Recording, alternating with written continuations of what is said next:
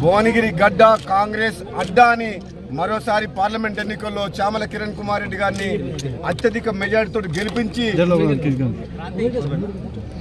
గెలిపించిన ప్రతి ఒక్కరు కూడా పేరు పేరున నా హృదయపూర్వకంగా ధన్యవాదాలు తెలియజేస్తూ ఈ గెలుపు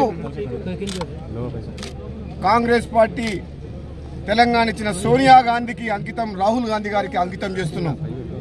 ఈ తెలంగాణ ప్రజలు ఈ భూమి ఆకాశం ఉన్నంత వరకు తెలంగాణ ఇచ్చిన సోనియా గాంధీని మరవబోరు, కాంగ్రెస్ పార్టీని మరవబోరు. అందుకనే 2024లో కూడా 19లో కూడా కోమటిరెడ్డి వెంకటరెడ్డిని గెలిపించిండ్రు.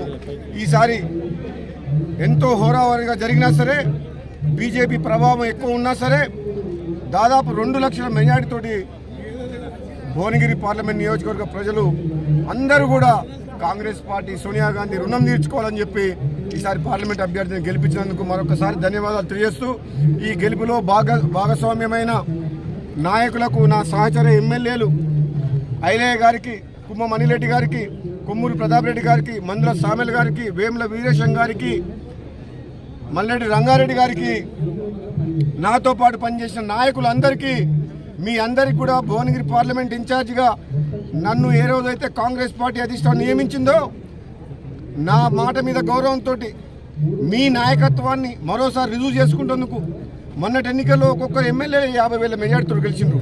మరోసారి మళ్ళీ ఎమ్మెల్యేలందరూ ప్రజల దగ్గరికి పోయి కార్యకర్తలతో కలిసికట్టుగా మళ్ళీ పార్లమెంట్ అభ్యర్థి చామల కిరణ్ కుమార్ రెడ్డి గారికి గెలుపు కోసం కృషి చేసినందుకు మీ అందరూ కూడా ఒక పార్లమెంట్ ఇన్ఛార్జిగా నాకు బాధ్యత అప్పచెప్పినందుకు నాట నిలబెట్టిండ్రు. మీ గౌరవం దక్కించుకున్నారు, నా గౌరవం ఇచ్చిండ్రు.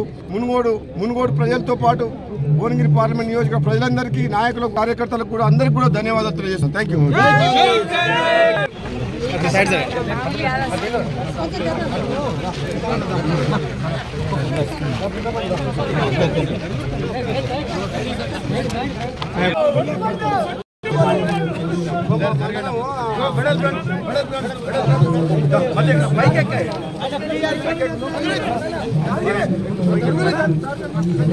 चलो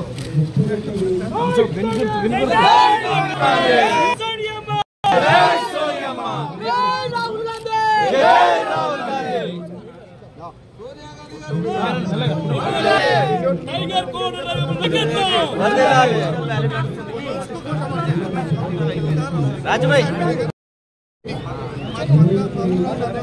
बोलो